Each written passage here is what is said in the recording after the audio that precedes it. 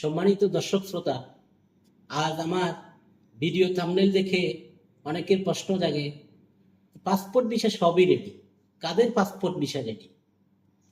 এই মন্তব্যটা আমি বাংলাদেশের বর্তমান অন্তর্বর্তীকালীন সরকারের উপদেষ্টা মণ্ডলী এবং বিভিন্ন কর্মকর্তাদের প্রোফাইল দেখে আজকে এখানে লিখে দিলাম। কারণ পরিবেশ উপদেষ্টা সৈয়দা রিজওয়ানা হাসান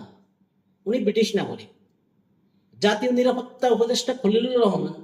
উনি মার্কিন নাগরিক, প্রধান উপদেষ্টার আন্তর্জাতিক বিষয়ে বিশেষ দূত লুৎফে সিদ্দিকী উনি সুইস নাগরিক, প্রধান উপদেষ্টার বিশেষ সহকারী আনিসুজ্জামান উনি অস্ট্রেলিয়ান নাগরিক, শফিউর রহমান বিশেষ সহকারী সুইস নাগরিক, শেখ মঈনুদ্দিন বিশেষ সহকারী মার্কিন নাগরিক, ফয়েজ আহমদ তাইয়েব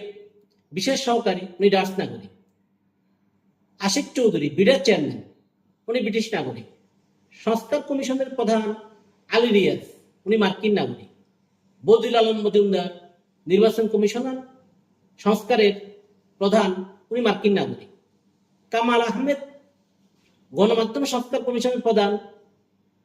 উনি ব্রিটিশ নাগরিক, মোস্তাক হোসেন খান দুর্নীতি দমন কমিশনের সংস্কার কমিশনের প্রধান উনি ব্রিটিশ নাগরিক। এত বিদেশি নাগরিকের সমন্বয়ে গঠিত সরকারের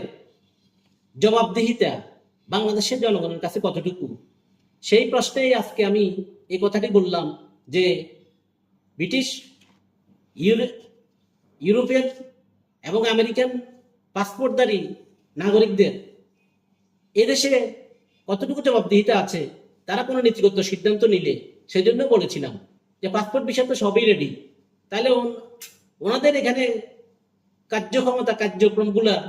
কতটুকু বাংলাদেশের কল্যাণে আসবে, এটা বলার একটা মাত্র উদ্দেশ্য হলো ইতিপূর্বে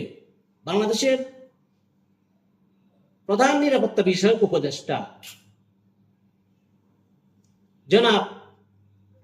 খলিলুর রহমান উনি যেহেতু মার্কিন নাগরিক, উনি এখন আমাদের করিডোর ইস্যুতে, যেটা মানবিক করিডোর ইস্যুতে একটি মন্তব্য করলেন, বললেন যে এটা যদি সম্পর্কে কেউ কি বললো না বললো এটা আমাদের কিছু যায় আসে না, আমরা দেশের প্রয়োজনে কল্যাণে যদি পদক্ষেপ নিতে হয় তাহলে পদক্ষেপ নেব। আমার প্রশ্ন, উনি তো আমেরিকান নাগরিক, তাহলে উনি কোন দেশের প্রয়োজনে নিবে? আমার দেশের মানুষের কাছে তো ওনার কোনো জবাবদিহিতা নেই, তাহলে উনি কি আমার দেশের জনগণের জবাবদিহিতার জন্য, জনগণের কল্যাণের জন্য পদক্ষেপ নিবে, নাকি উনি যে দেশের নাগরিক বর্তমানে সেই দেশের কল্যাণের জন্য নিবে? এই প্রশ্ন রেখে বিদায় নিলাম। আসসালামু আলাইকুম।